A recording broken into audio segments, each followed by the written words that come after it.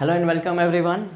I've got a request from someone asking कि एक जो जोग्राफी में मॉडल्स एंड थ्योरीज़ हैं उन पे एक शॉर्ट वीडियो बनाई जाए as to models and theories में से क्या चीज़ जो होती है एग्ज़ाम पॉइंट ऑफ व्यू से रेलिवेंट होती है and models and theories prepare कैसे करना है। चलो स्टार्ट करते हैं। मोस्ट ऑफ द टाइम्स क्या होता है कि जो प्रॉब्लम आती है मतलब स्टूडेंट्स को मॉडल्स इन थ्योरीज़ में वो ये है कि वो करते क्या हैं कि दे स्टार्ट एक दिन मान लो अगर डेमोग्राफिक ट्रांजिशन थ्योरी पढ़ ली अभी, देन थोड़ा टाइम हो गया, then they start off with something, for example Weber's industrial location theory पढ़ना शुरू कर दी, then they come back to agriculture models, agriculture theory by von Thunen. तो उससे होता क्या है, एक बहुत ही एक रैंडम सिलेक्शंस होती है। फॉर एग्जांपल ये एक ऐसा हो गया कि जैसे मेरा रूम है और मैंने एक चेयर पे अपने सारे कपड़े रखे हुए हैं, और तो वैसा सिस्टम, मुझे कहीं बाहर जाना है तो मैंने रूम चेयर में अपने हाथ डाला और जो कपड़ा है और वो मैं पहन के चल रहा हूँ, एज़ कम्पेयर टू दूसरा इंसान जिसका रूम बहुत ज़्यादा सिस्टमेटिक है और अलग अलग सेक्शंस बने हुए हैं इसके वार्डरोब में, किस में जीन्स हैं, किस में टी शर्ट्स हैं, किस में क्या है। तो ऑब्वियसली अब आप देखो कि किस इंसान को उसके कपड़े सबसे पहले मिलेंगे, तो ऑब्वियसली मुझे मिलेंगे। बट आपको मेरे जैसा नहीं बनना है, you need to be like the other guy जिसको एक सिस्टमेटिक चीज़ों से पता है कि उसको कौन सी चीज़ कब चाहिए और वो कहाँ पे उसको मिलेगी। तो सिमिलरली जब आप मॉडल्स एंड थ्योरीज प्रिपेयर करते हो तो फर्स्ट ऑफ ऑल द पहली चीज़ जो आपको करनी है वो ये है कि इस चीज़ की अंडरस्टैंडिंग रखो कि जो मॉडल्स हमें मिल रहे हैं, जो थ्योरीज़ हैं, वो कहाँ कहाँ किस किस डिफरेंट सेक्शन में हैं। तो सबसे पहले तो ज्योग्राफी एज डिवाइडेड हम करते हैं फिज़िकल और ह्यूमन में। तो मॉडल्स एंड थ्योरीज़ का ज़्यादा रोल जो है वो ह्यूमन ज्योग्राफी में है। तो इससे क्या है कि आप ये चीज़ सबसे पहले दिमाग में रखो कि कौन कौन से पेपर्स हैं जिसमें मॉडल्स एंड थ्योरीज़ हैं जो बहुत ज़्यादा इंपॉर्टेंट हैं।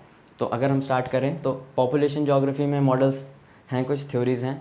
देन सेटलमेंट और अर्बन ज्योग्राफी है जो जिसमें सबसे ज़्यादा मॉडल्स एंड थ्योरीज़ हैं। Then we have the political geography. Political geography में जो डिफरेंट थ्योरीज़ वगैरह दी थी इन्होंने, जोग्राफर्स ने। Then we have the agricultural geography. Agricultural geography में वॉन थ्यूनन का एक मॉडल है, मिटल से classic. Then geography of development की डेवलपमेंट किस किस तरह से होती है, तो उसके कुछ 3-4 मॉडल्स हैं। देन इकोनॉमिक ज्योग्राफी में वेबर का जो है इंडस्ट्रियल लोकेशन थ्योरी है। तो let's start one by one, देखते हैं कि इसमें क्या इंपॉर्टेंस है और कौन कौन सी चीज़ें हैं जो हर एक मॉडल में रेलिवेंट हैं पढ़ने के लिए। तो पॉपुलेशन से अगर स्टार्ट करें तो फर्स्ट ऑफ ऑल पॉपुलेशन में सबसे इम्पॉर्टेंट जो थ्योरी है वो demographic transition theory and Malthus वाली जो थ्योरी है। तो इसमें क्या करना है, जो भी आप थ्योरी पढ़ रहे हो, फर्स्ट ऑफ ऑल ये चीज़ आपको ध्यान में रखनी है कि जब भी कोई थ्योरी प्रोपाउंड की जाती है या when ever someone introduces a theory कि किसी चीज़ से रिलेटेड, तो ना वो एक व्यू पॉइंट होता है उस इंसान का, पर्सनल व्यू पॉइंट। तो उसने जो चीज़ें, जो टर्म्स वगैरह यूज़ की हैं, जो उसने पोस्टुलेट्स वगैरह की, ऑन व्हाट बेसिस उसने वो चीज़ें की हैं, तो वो चीज़ें आपको एज इट इज़ याद करनी होती हैं। ये नहीं कि डेमोग्राफिक ट्रांजिशन थ्योरी है तो इसमें आप अपना दिमाग लगा रहे हो कि हाँ यार ये स्टेज में तो ये चीज़ होती है, ये स्टेज में तो ये चीज़ होती है। जो चीज़ें उन्होंने बताई हैं तो वही चीज़ें आपको याद रखनी है। तो अगर हम स्टार्ट करें माल्थस थ्योरी को, तो फर्स्ट थिंग, माल्थस थ्योरी को आपको अंदर जो जो टर्म्स वगैरह आ रही हैं, प्रिवेंटिव चेक्स, पॉजिटिव चेक्स, तो वो एज इट इज़ आपको याद करनी है कि प्रिवेंटिव चेक्स क्या होते हैं, पॉजिटिव चेक्स क्या होते हैं, तो वो चीज़। देन कोई भी जो थ्योरी होती है उसके डिफरेंट डिफरेंट पार्ट्स होते हैं। फर्स्ट पार्ट इज़ इंट्रोडक्शन की थ्योरी है किस चीज़ के बारे में। देन उसके क्या क्या पोस्टुलेट्स हैं कि क्या क्या चीज़ें उन्होंने कंसीडर की हैं ये थ्योरी प्रोपाउंड करने के लिए। देन उसके पॉजिटिव्स थ्योरी के क्या हैं, देन उसके नेगेटिव्स क्या हैं, देन उसमें कुछ और चीज़ें उन्होंने इंट्रोड्यूस की हों, कुछ डिफरेंट टर्म्स वगैरह या कुछ। फॉर एग्जांपल जैसे माल्थस ने कहा है प्रिवेंटिव चेक्स क्या होते हैं, पॉजिटिव चेक्स क्या होते हैं, तो आपको वो टर्म्स एज इट इज़ ही याद करनी है। तो ऐसे, तो जब भी आप थ्योरीज़ करना स्टार्ट कर रहे हो ना, तो पिकअप पॉपुलेशन ज्योग्राफी की जो थ्योरीज़ हैं, तो उसमें आपने माल्थस पढ़ ली, आपको माल्थस के बारे में पता चल गया वो क्या कह रहा है। देन आप स्टार्ट करो डेमोग्राफिक ट्रांजिशन। इसको जब आप पढ़ोगे तो आपको लगेगा यार माल्थस ने जो कहा वो तो यार इससे उल्टा कहा था, या उसने ये तो दोनों चीज़ें सेम कह रहा है। तो then you will get an एक कंपैरेटिव एनालिसिस आपका होगा डिफरेंट डिफरेंट चीज़ों का, तो you will be in a better position to understand जो भी आप थ्योरी वगैरह पढ़ रहे हो। ओके, देन थ्योरीज़ में दूसरी चीज़ जो याद रखने वाली है कि इनको प्रोपाउंड करने वाले लोग कौन थे। फॉर एग्जांपल जैसे डेमोग्राफिक ट्रांजिशन थ्योरी है तो किसने ये प्रोपाउंड की थी, तो ये था W.S. थॉम्पसन और F. नोट्सटन। तो थ्योरीज जिसने दी हैं उनके नाम आपको अच्छे से याद होने चाहिए। तो डेमोग्राफिक ट्रांजिशन है, उसमें क्या स्टेजेस हैं, डिफरेंट स्टेजेस में क्या होता है, कैसे होता है, पॉपुलेशन कैसे ग्रो करती है, क्या होता है, तो दैट थिंग। देन वो पढ़ लिया आपने, देन आपको मार्क्स का आइडिया पता चलेगा कि मार्क्स ने इस चीज़ के बारे में क्या कहा। सिमिलरली ऑप्टिमम पॉपुलेशन थ्योरी, तो एक एक बेसिक आइडिया अगर आप सीक्वेंस में पढ़ोगे ना तो आपको सब कुछ का पता चल जाएगा कि ये जो चीज़ थी वो इससे कितनी अलग थी, ये जो थी इससे कितनी मैच कर रही है, ऐसे ऐसे, तो ये सारी चीज़। देन पॉपुलेशन जोग्राफी में एक इम्पॉर्टेंट है जो लॉज ऑफ माइग्रेशन है। फॉर एग्ज़ाम्पल जो रेवेनस्टीन्स लॉ ऑफ माइग्रेशन है, इसमें 3-4 चीज़ें हैं। स्टॉफर का एक था ग्रेविटी वाला मॉडल, देन ली का जो था, ली ने जो स्टॉफर को थोड़ा मॉडिफाई किया था। देन हाँ, तो ये जो लॉज ऑफ माइग्रेशन वगैरह हैं वो एक बार देख लेना। देन आते हैं हम सेकंड, जो सेटलमेंट जोग्राफी है और अर्बन जोग्राफी है। तो इसमें जो थ्योरीज़ वगैरह आती हैं तो they are divided into 2 parts. सबसे पहले तो सबसे एक तो है जो ब्रॉड, जो साइज़ एंड शेप, जो एक जो भी मान लो एक सिटी है या एक कोई बड़ा टेरिटरी डिस्ट्रिक्ट वगैरह कुछ है, तो उसमें जो शेप एंड साइजेस होंगे ना पूरे उस बड़े के, तो वो डिवाइड होते हैं एक सेंट्रल प्लेस थ्योरी, एक प्राइमेट सिटी और रैंक साइज रूल। ठीक है, तो सिमिलरली जब आप इनको पढ़ो ना तो एक सीक्वेंस में पढ़ो तो आपको सेंट्रल प्लेस का पता चल जाएगा कि किसने दिया, वाल्टर क्रिस्टॉलर ने दिया, उसने ये चीज़ें इमेजिन की कि ये ऐसा होता है, आइसोट्रॉपिक सरफेस है, फिर ये है, फिर ये है, वो चीज़ें। देन आप प्राइमेट सिटी पे आओ कि प्राइमेट सिटी क्या है, उसका कंसेप्ट क्या है, उसके पीछे जो चीज़ें उन्होंने इमेजिन की हैं कि ऑन व्हाट बेसिस ये हो रहा है, तो वो चीज़। देन आप रैंक साइज रूल पे आओ तो आपको तीनों का एक कंपैरेटिव एनालिसिस हो जाएगा कि हाँ ये चीज़ ये बात कहती है, ये चीज़ ये बात कहती है, ये चीज़ ये बात कहती है। तो ये शेप एंड साइज़ पे है। देन 4 हमारे पास छोटे मॉडल्स, थ्योरीज वगैरह हैं जो इंटरनल स्ट्रक्चर वगैरह बताते हैं एक स्टेट वगैरह, एक जो टेरिटरी या सिटी वगैरह जो भी है। तो इसमें एक लॉश का लोकेशनल मॉडल है, एक कंसेंट्रिक जोन थ्योरी है EW बर्गेस का, सेक्टोरल मॉडल है और मल्टीपल न्यूक्लियाई मॉडल है। तो सब के आप नाम वगैरह देख लेना कि किसने दिया है और क्या क्या इनका है। Then we have the growth pole theory, term वगैरह किसने इन्वेंट की है, कौन किसने सबसे पहले यूज़ की थी। Similarly rural urban fringe, rural urban continuum क्या होता है, ये टर्म्स किसने यूज़ की थी। तो किस ने ये वाली चीज़ें निकाली हैं, इनके नाम आपको पता होने चाहिए। क्वेश्चन ऐसे आ सकता है कि फॉर एग्जांपल 4 मॉडल्स के नाम दे दिए और 4 जोग्राफर्स के नाम दे दिए, तो यू नीड टू मैच करने का होगा। एक क्वेश्चन ऐसे आ सकता है कि जैसे ये कंसेंट्रिक जोन है, तो फॉर एग्जांपल ये सेंट्रल बिजनेस डिस्ट्रिक्ट है, इसके बाहर कंसेंट्रिक जोन में पॉपुलेशन रहती है। तो आपको ये ऐसे एक क्वेश्चन आ सकता है कि 4 ऐसे दे दिए जोन्स और इनको कह दिया कि अरेंज करो इनवर्ड से आउटवर्ड के लिए या बाहर से अंदर के लिए। तो इस तरह से क्वेश्चन आ सकता है। Then third we come to political geography. तो पॉलिटिकल जोग्राफी में 3 मेन लोग हैं जिन्होंने थ्योरीज वगैरह दी हैं। First is Mackinder, then we have Spykman और फिर हैं महान।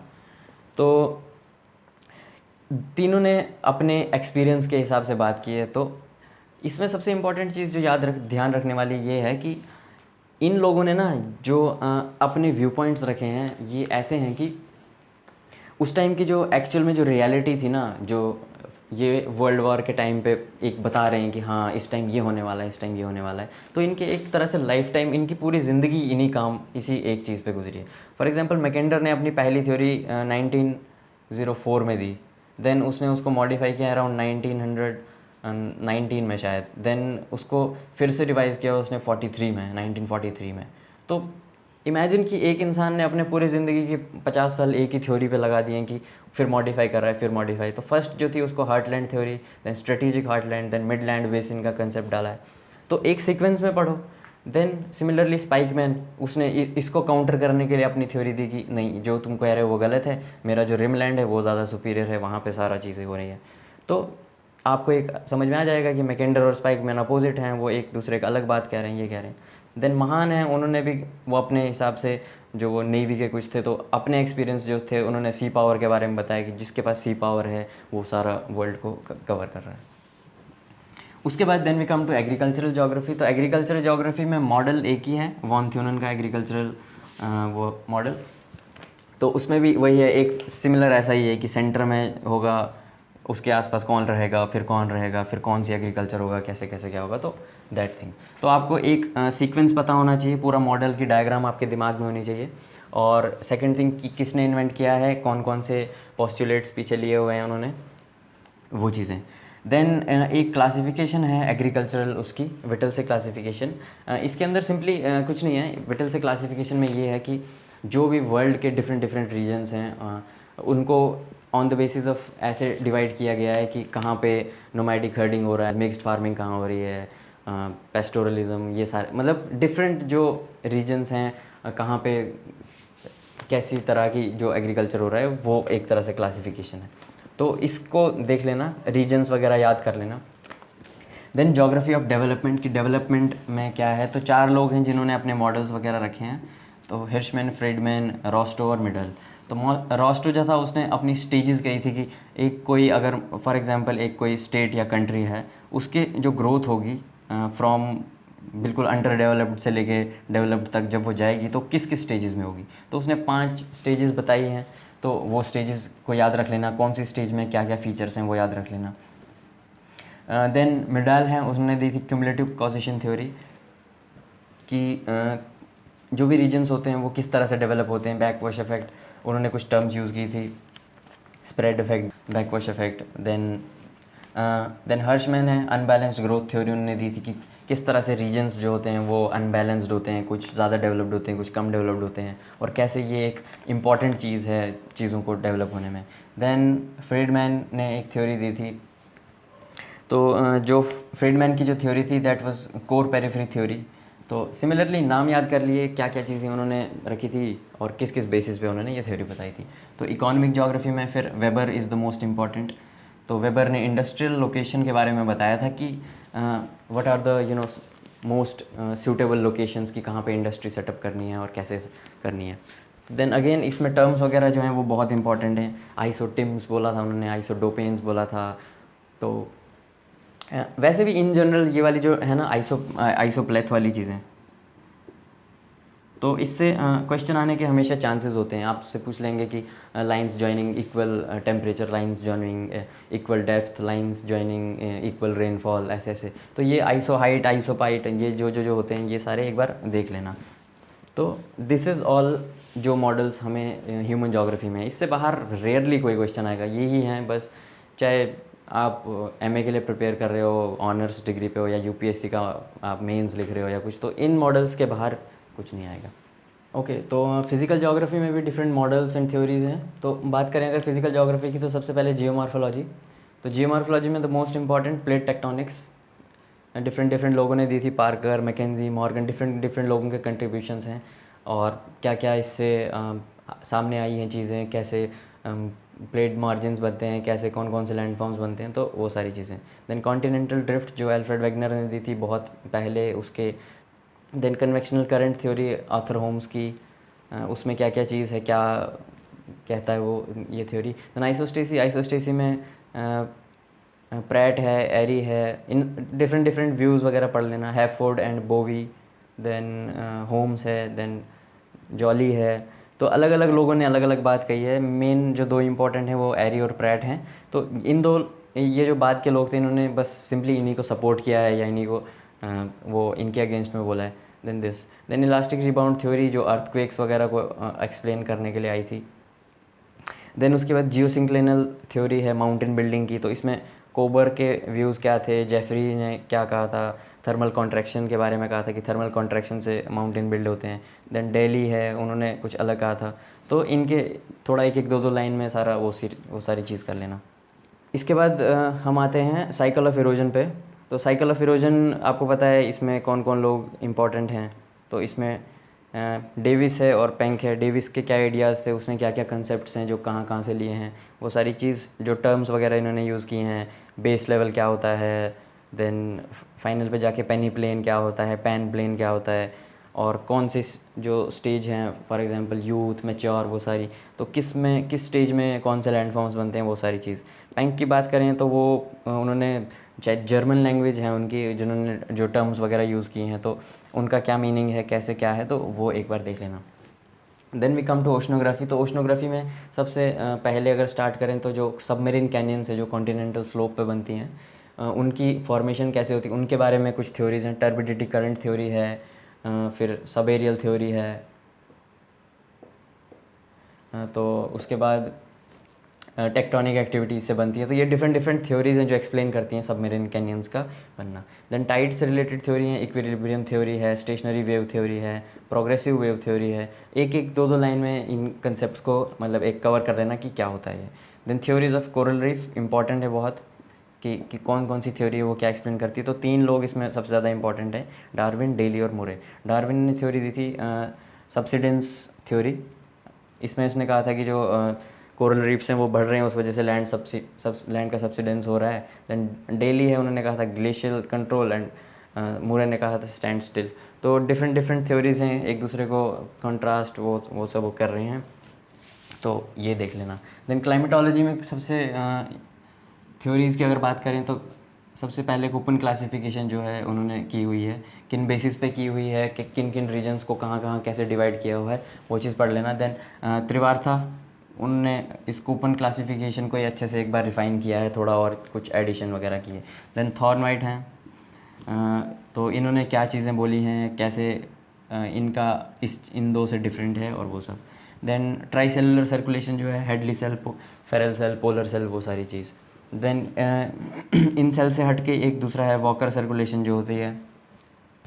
तो वॉकर सेल्स क्या होते हैं, वॉकर सर्कुलेशन क्या होता है, वो कैसे हुआ था। तो ये सारे जो हैं ये सब मॉडल्स में हैं। तो लास्ट में मैं फिर से वही कहना चाहूँगा कि the most important thing in preparing models ये है कि आप एक कंटिन्यूटी मेंटेन करके रखो, एक सीक्वेंस में सारी चीज़ें पढ़ो, ताकि you are in a better position कि आप सारी चीज़ें समझ पा रहे हो कि हाँ ये जो थ्योरी है ये इस थ्योरी से रिलेटेड है और इनमें क्या डिफरेंसेस आ रहे हैं, कौन सी चीज़ें इनमें सिमिलर आ रही हैं। तो एक तरह से कोरिलेशन आपका होगा हर एक चीज़ से, तो you will be better understanding each and every aspect of different models. So that's it. Thank you so much.